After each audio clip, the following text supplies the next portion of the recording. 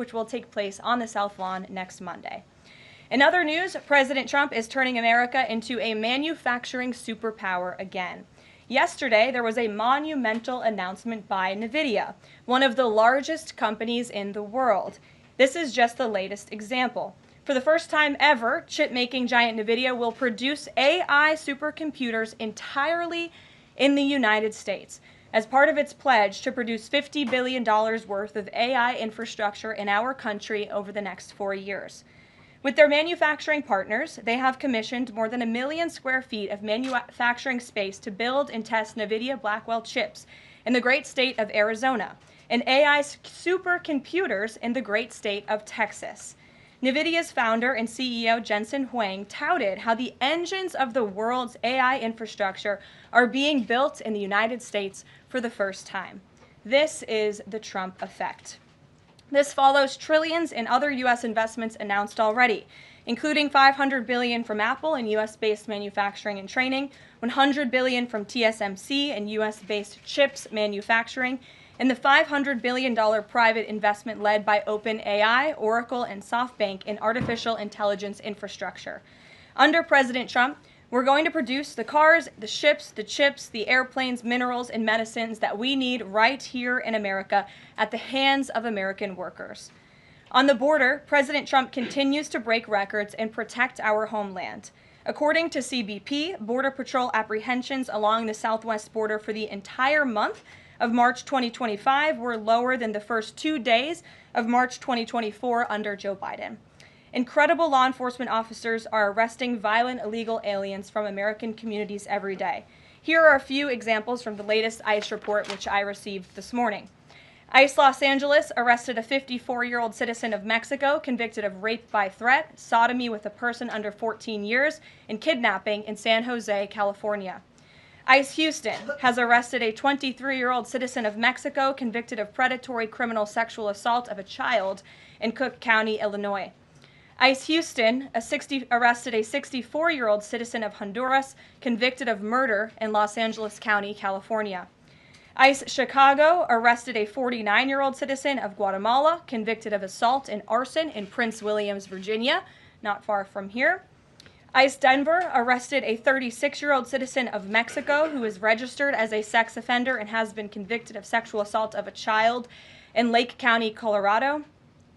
ICE Baltimore arrested a 50-year-old citizen of China convicted of sex trafficking in Bel Air, Maryland. And ICE Boston arrested a 46-year-old citizen of Jamaica convicted of 3 counts of rape of a child and 2 counts of indecent assault and battery of a child under 14 in Boston, Massachusetts. President Trump and our administration will not rest until every single violent illegal alien is removed from our country. The safety of the American people is too important to settle for anything less. On that note, the Democrat and media outrage over the deportation of Abrego Garcia, an MS-13 El Salvadorian illegal alien criminal who is hiding in Maryland, has been nothing short of despicable. Based on the sensationalism of many of the people in this room, you would think we deported a candidate for Father of the Year. That's because, unfortunately, many in this country care more about this quote-unquote Maryland father, a legal alien MS-13 gang member, than a Maryland mother and an American citizen who was brutally murdered at the hands of a different illegal alien. Of course, I am referring to Rachel Morin. And if you didn't see, yesterday, a Maryland jury found illegal alien Victor Antonio Martinez Hernandez guilty of murdering Rachel Morin in August of 2023. She was a 37-year-old mother of 5 who was jogging in an otherwise safe community northeast of Baltimore when this monster ambushed, strangled, and beat her to death before stuffing her brutalized body in a tunnel drain. The Morin family finally got justice yesterday, but they will never get Rachel back. Our hearts go out to Rachel's family, her 5 children, and her mother, Patty, who has suffered the unimaginable loss of her daughter. In case you missed it last week, President Trump signed a national security presidential memorandum directing federal agencies administering federal land on the border to make land available to the Defense Department in a new national defense area. This followed the president's Day 1 executive order committing his administration to marshal all available resources and authorities to stop the unprecedented flood of illegal aliens into our country and to obtain complete operational control of the borders of the United States of America. Once again, the president is fulfilling another key promise. This new national defense area spans more than 170 miles across our border in New Mexico. But in the coming weeks, this administration will add more than 90 miles in the state of Texas. This national defense area will enhance our ability to detect, interdict, and prosecute the illegal aliens, criminal gangs, and terrorists who were able to invade our country without consequence for the past 4 years under the Biden administration. It will also bolster our defenses against fentanyl and other dangerous narcotics that have been poisoning our communities. With all of this work being done to make America great again, we continue to see a positive response from the American public. A brand new poll published from the Daily Mail and JL Partners this morning found that President Trump's approval rating is at an all-time high. That's because the president is working tirelessly to keep his promises to the American people, as I just saw him doing today in the Oval Office. We have a reporter in our new media seat today, Matthew Foldy. I like your boots, Matt, who is the editor-in-chief of the Washington Reporter. Washington Reporter is a new, fast-growing outlet that breaks stories about legislation and interviews leaders in Congress and across the administration. The publication's readership includes the highest levels of business and government. And with that, please kick us off, Matt. And we've interviewed you as well. So Karoline, thanks so much for having me here on behalf of our readership and the millions of Americans who I think appreciate what you're doing with the new media seat here and making this a more accessible briefing room. I'm curious with Harvard, we saw the Trump administration today announced it's cutting around $2 billion, or freezing $2 billion in funds to Harvard because the campus has serious problems with violence and with anti-Semitism. We saw President Obama, former President Obama, side with Harvard, which rejected the Trump administration's demands. I'm curious, where does the administration see this going with Harvard and with other colleges and universities in America that are refusing to reform in wake of the sort of craziness that we've seen take over some of them? Thank you, Matt, for being here, and thanks for the question. When it comes to Harvard, the president's position on this is grounded in common sense, in the basic principle that Jewish American students, or students of any faith, should not be illegally harassed and targeted on our nation's college campuses. And we unfortunately saw that illegal discrimination take place on the campus of Harvard. There are countless examples to prove it, particularly with the stunning confession by then Harvard President Claudine Gay, who said that bullying and harassment depended on the context. The president at that time made it clear to the American public he was not going to tolerate illegal harassment and anti-Semitism taking place in violations of federal law. So the president made it clear to Harvard, follow federal law, no longer break Title VI, which was passed by Congress to ensure no student can be discriminated against on the basis of race, and you will receive federal funding. Unfortunately, Harvard has not taken the president or the administration's demands seriously. All the president is asking, don't break federal law, and then you can have your federal funding. I think the president is also begging a good question. More than $2 billion out the door to Harvard when they have a more than $50 billion endowment. Why are the American taxpayers subsidizing a university that has billions of dollars in the bank already? And we certainly should not be funding a place where such grave anti-Semitism exists. And I'm curious, you had just mentioned Rachel Morin, and I'm a Maryland man, and I think most Marylanders appreciate what you were saying today. We've seen that Chris Van Hollen, who was Rachel Morin's senator, basically threatening to fly to El Salvador to press for the release of someone who was in America illegally. And not as much sort of from him about Rachel Morin's horrific murder and the verdict that was, I think, rightly reached yesterday. What does the administration think about the priorities we're seeing from Senate Democrats in terms of illegal immigrants instead of the work that agencies like ICE and DHS are doing with the Trump administration? It's mind-boggling, the priorities of the modern-day Democrat Party. I think it's atrocious that you have Democrats in Congress on Capitol Hill who swear an oath to protect their constituents and to serve them in Washington, D.C., spending more time defending illegal immigrant gang members than their own constituents and law-abiding American citizens like Rachel Morin. And I saw the president personally on the campaign trail, and I continue to see him in his role as president of the United States put American families first, reach out to the victims, the families of victims at the hands of illegal immigrant crime, and frankly, the actions and the words of the Democrat Party prove they could not care less about the American public. And maybe if they did, they'd see a bit higher approval ratings right now. Thanks for being here with us today. Peter. Thank you, Karoline. To follow up on something that you just said, why do Ivy League schools get so much federal funding? It's a very good question, and it's a question the president has obviously raised in his discussions and negotiations with not just Harvard, but also Columbia and many other Ivy League institutions. We have the Anti-Semitism Task Force, which the president promised and delivered on. The Anti-Semitism Task Force is across the government, representatives from various federal agencies who meet on a weekly basis to discuss the question that you just raised. And I think a lot of Americans are wondering why their tax dollars are going to these universities when they are not only indoctrinating our nation's students, but also allowing such egregious illegal behavior to occur. To follow up on immigration, deporting American citizens to Central American prisons, is it legal, or do you need to change the law to do it? Well, it's another question that the president has raised. It's a legal question that the president is looking into. And he talked about this yesterday when with his meeting with President Bukele in the Oval Office. He would only consider this, if legal, for Americans who are the most violent, egregious, repeat offenders of crime who nobody in this room wants living in their communities. And then there's this CHNV thing. President Biden let more than 530,000 people from Cuba, Haiti, Nicaragua, Venezuela into the U.S. with this CHNV program. He did it with the stroke of a pen. And now a judge will not let President Trump undo it with the stroke of a pen. So are you guys going to give all 530,000 plus people individual deportation hearings, or are you just going to try to deport them? I spoke to White House counsel's office about this morning because obviously another rogue district court judge is trying to block the administration's mass deportation efforts with this latest injunction.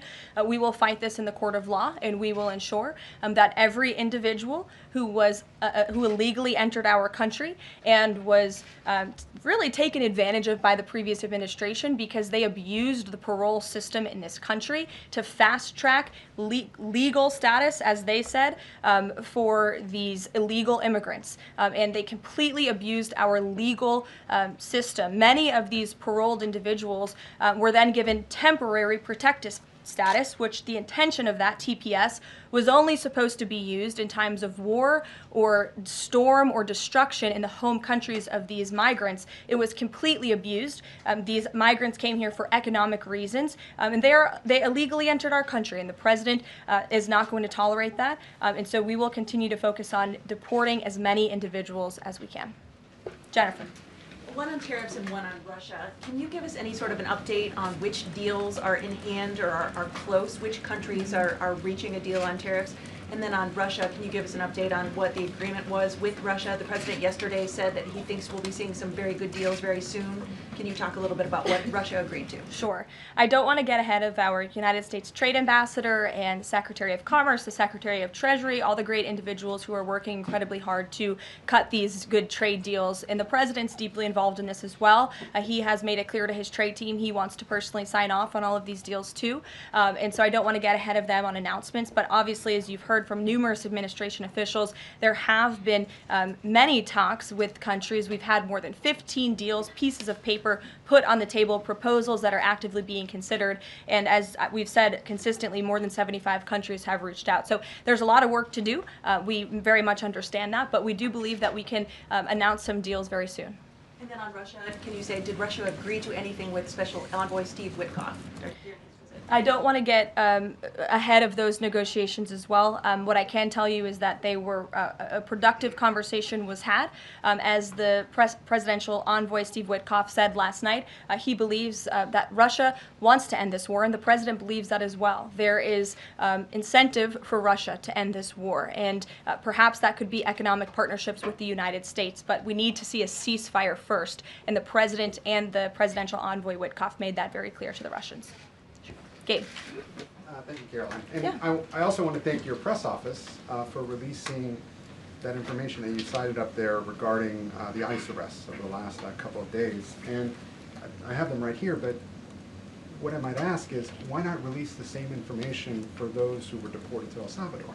Well, first of all, the information was released by the Department of Homeland Security. The individuals on the flights to El Salvador are foreign terrorists, and those are counterterrorism operations. They are much different than the arrests and final order of removals that you see on a day-to-day basis that law enforcement agents are conducting around the country. That information was not, to that detail, was not released by DHS, though. I just told you the reason. It was a counterterrorism operation, a deportation of foreign terrorists, not illegal criminals who have been convicted of heinous crimes living in our American communities. It's two different things. Foreign terrorist, illegal immigrant criminal, two different things, two different definitions. You should look them up. Christian, go ahead. Yeah, thanks, Caroline. Does the president support raising the corporate tax rate to pay for all these other tax cuts he wants to see move through Congress? Look, I've seen this idea proposed. I've heard this idea discussed, but I don't believe the president has made a determination on whether he supports it or not. And then secondly, do you have any information on the status of Eden Alexander? Hamas says they lost contact with the unit guarding him following an Israeli airstrike earlier today. I don't have updates. I have not seen that report, but I can certainly check in with our National Security Council. I have spoken to the president about Eden Alexander, and he's made it very clear to our national security team that finding him is a priority, but unfortunately I don't have any updates to share. But it's a very important matter, and certainly we can check in. Sure. Hi. How concerned is the president that a federal judge could hold a Trump administration official in contempt of court for defying deportation orders? We are complying with all court orders. So I see what you're trying to do there with that question, but we're very confident that every action taken by this administration is within the confines of the law, and we continue to comply with the court's orders. And you have seen that, and the president made that clear yesterday in the Oval Office with President Bukele. Sure. Thanks, Caroline. Could you, just going back to El Salvador, could you just explain to us a little bit more about the legal basis on which you may be able to send US citizens to prison there? I know you said President Trump is looking at it, but can you explain to us a little bit more about how that might be possible? We're looking at it, and when I have more for you to share, I certainly will. Sure. Still going off the El Salvador questions, yesterday in the Oval Office, administration officials made it very clear that El Salvador is responsible for Mr. Abrego Garcia, yet El Salvador's president said we're not going to do anything with him. So my question is, who is responsible for this man and where he's going to end up? Well, no. First of all, President Bukele said that he is not going to smuggle a foreign terrorist back into the United States of America, as many in this room in the Democrat Party seemingly want him to do. Abrego Garcia was a foreign terrorist. He is an MS-13 gang member. He was engaged in human trafficking. He illegally came into our country. And so deporting him back to El Salvador was always going to be the end result. There is never going to be a world in which this is an individual who's going to live a peaceful life in Maryland, because he is a foreign terrorist and a MS-13 gang member. Not only have we confirmed that, President Bukele yesterday in the Oval Office confirmed that as well. So he went back to his home country, where he will face consequences for his gang affiliation and his engagement in human trafficking. I'm not sure what is so difficult about this for everyone in the media to understand, and it's appalling, truly appalling, that there has been so much time covering this alleged human trafficker and this gang member, MS-13 gang member. It's truly striking to me. Karen.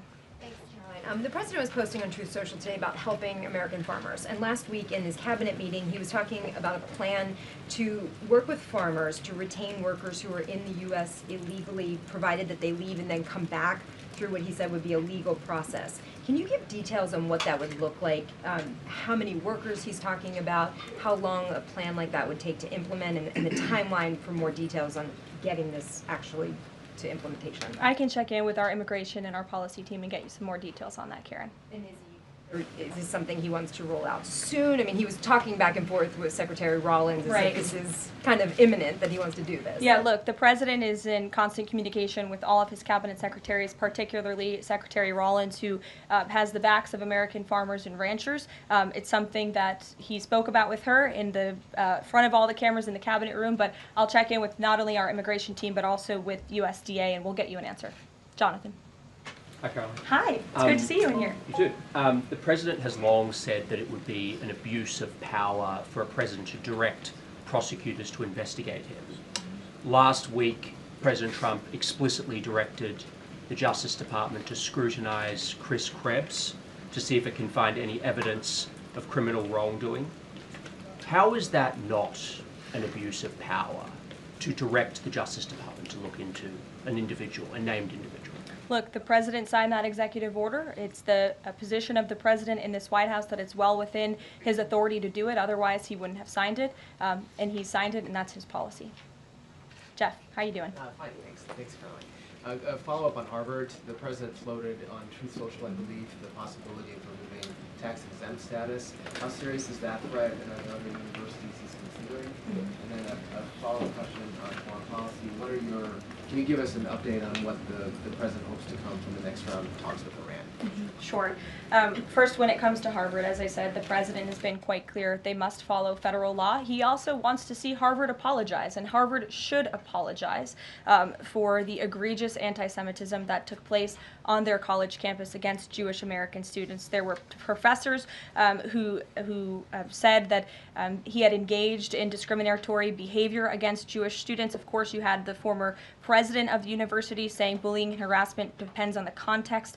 You also had an encampment on Harvard Yard that we all saw play out before the cameras. The university failed to impose formal discipline on any students for this anti-Semitic conduct violations, including the occupation of a campus building and the disruption of classes with bullhorns. The president believes Harvard should apologize to its Jewish American students for allowing such egregious behavior. As for the tax-exempt status, I would defer you to the IRS for any updates. I do want to answer your question on Iran, of course. The maximum pressure campaign on Iran continues, but as you know, the president has made it clear he wants to see dialogue and discussion with Iran while making his directive about Iran never being able to obtain a nuclear weapon quite clear.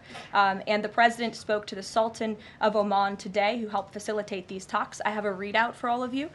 He held a call with the Sultan of Oman today, and he thanked him for hosting the first direct meeting between the United States and Iran and emphasized the need for Iran to end its nuclear program through negotiations. The two leaders also discussed the United States' ongoing operations against the Houthis and emphasized that the Houthis will pay a severe price until they end their attacks on maritime traffic in the Red Sea. As you know, an additional negotiation between Steve Witkoff and Iran's representative has been scheduled for Saturday. And since these are ongoing negotiations, I have nothing more to add on that. Can I come on Iran? Sure. Oh, thank you, Caroline. When you said that the president said that Iran will never have nuclear weapon, is the focus on dismantling the entire nuclear program, or it just restricting enriched uranium or the missile program? The president does not want to see Iran have a nuclear program. He does not want Iran to obtain a nuclear weapon. He's been very clear about this. Shelby. Shelby, you have a seat today. I know, stole it. Glad to see it. Two quick ones on TikTok. First, is the president expecting to extend the TikTok ban that's now June 19th if China doesn't come to the table in time? Well, June 19th is a long ways away, obviously. I think it's 2 months away. 2 months is a long time in the Trump administration, as you have all seen. We work at Trump speed around here. We get a lot done, so definitely don't want to get ahead. The vice president continues to lead these negotiations and talks. The president's involved, and they're ongoing. And then the president previously said he'd consider reducing tariffs on China in order to get a TikTok deal done. Is that option still on the table? Look, the president has made his position on China quite clear, although I do have an additional statement that he just shared with me in the Oval Office. The ball is in China's court. China needs to make a deal with us. We don't have to make a deal with them. There's no difference between China and any other country except they are much larger.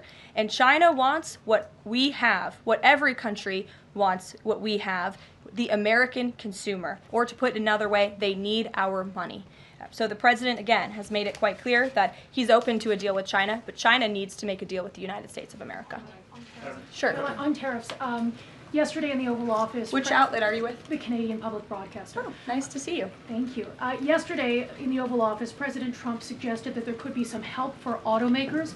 I'm wondering what that looks like. Is it tariff relief on the 25% tariffs that are in place right now, or the new tariffs that are coming up in May on auto parts? And a second on Canada, if I may.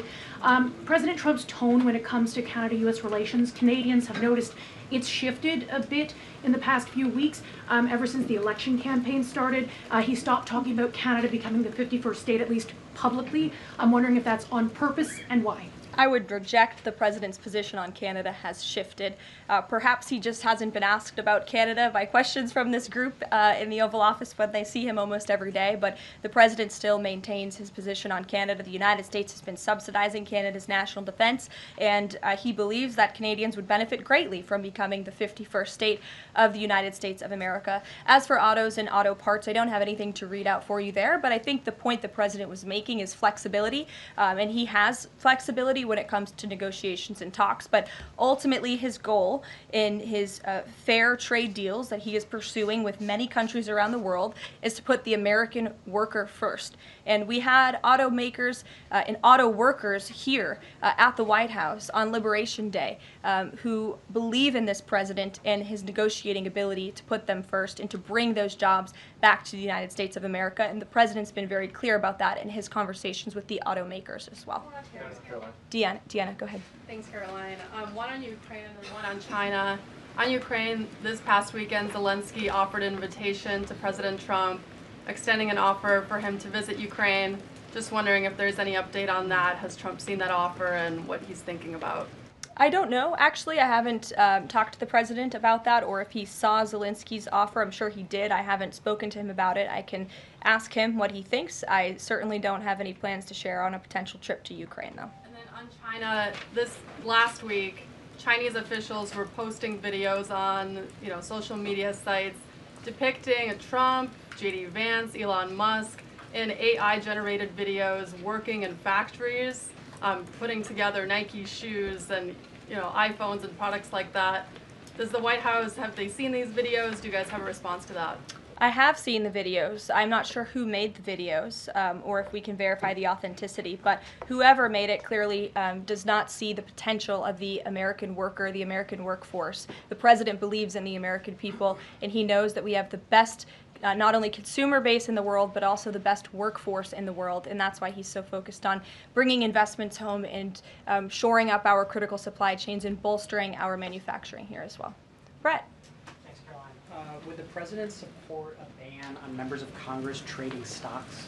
I'm certain that's something the president would be interested in looking at, and I can ask him if he would support such a bill. Sure. Yes. I have a question about the president's post from this morning on farmers. He asked farmers to be patient and just hold on. But a lot of farmers that I've talked to in the last week or so have said, they're in the middle of spring planting season, and that a trade war makes everything sort of up in the air.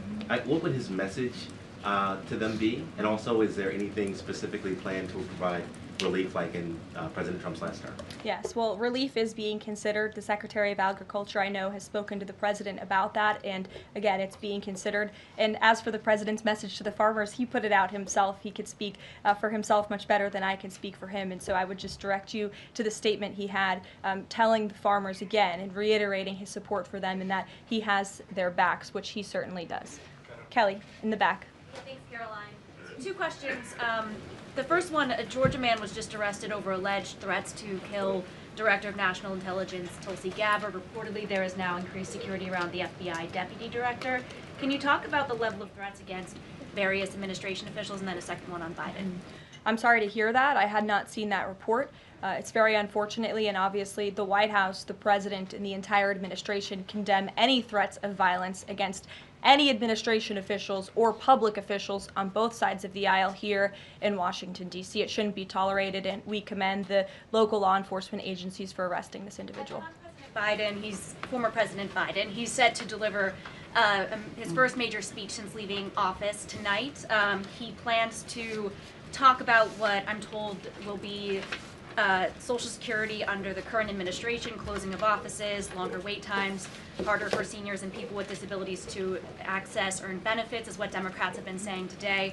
I wanted to get the president's response, or if he plans to respond to this, and comments on what Democrats are calling cuts to Social Security. My first reaction when seeing former President Biden was speaking tonight was, I'm shocked that he is speaking at nighttime. I thought his bedtime was much earlier than his speech tonight. I understand the topic of his speech will be Social Security. Let me make it very clear ahead of former President Biden's remarks. President Trump, is absolutely certain about protecting Social Security benefits for law-abiding, tax-paying American citizens and seniors who have paid into this program. He will always protect that program. He campaigned on it, he protected it in his first term, and he's back again to continue protecting it. On the topic of Social Security, I have some news before I let you all go. Later this afternoon, the president will be signing a presidential memorandum aimed at stopping illegal aliens and other ineligible people from obtaining Social Security Act benefits. The memorandum will direct the administration to ensure ineligible aliens are not receiving funds from the Social Security Act programs. It will expand the Social Security Administration's fraud prosecutor program to at least 50 U.S. attorney offices and establishes a Medicare and Medicaid fraud prosecution program in 15 U.S. attorney offices. The memorandum will also require the Social Security Administration Inspector General to investigate earning reports for individuals aged 100 or older with mismatched Social Security records to combat identity theft. And the memorandum will direct the Social Security Administration to consider whether to reinstate the use of civil monetary penalties against individuals who engage in Social Security fraud, an effort that has been paused for several years. These taxpayer-funded benefits should be only for eligible taxpayers. And President Biden should think about what he did in his last term, which is allow tens of millions of illegal people into our country, many of whom were fraudulently receiving these benefits. So you'll hear from the president on that later, and we will see you later in the East Room. Bye, guys. Thanks, Caroline.